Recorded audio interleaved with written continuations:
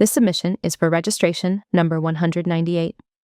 The topic is extractive distillation for the separation of the THF water azeotropic system.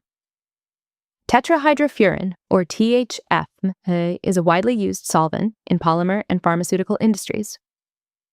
In many processes, THF is used in large quantities, so its efficient recovery is important for cost, reuse, and overall process efficiency. However, separation of THF and water is difficult due to azeotrope formation.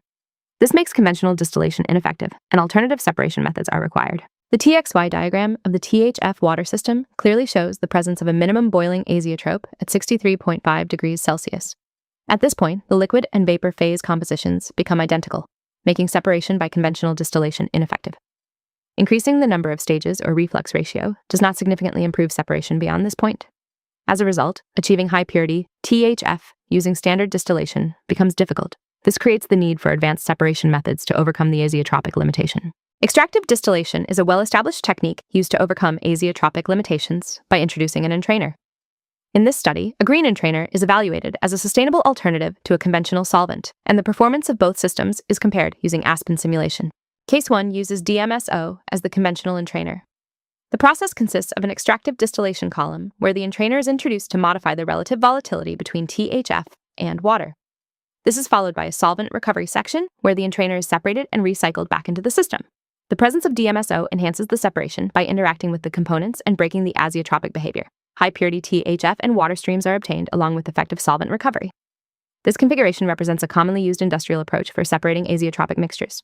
However, the use of synthetic entrainers, such as DMSO, may raise concerns related to environmental impact and sustainability. Case 2 uses glycerol as a bio-based green entrainer.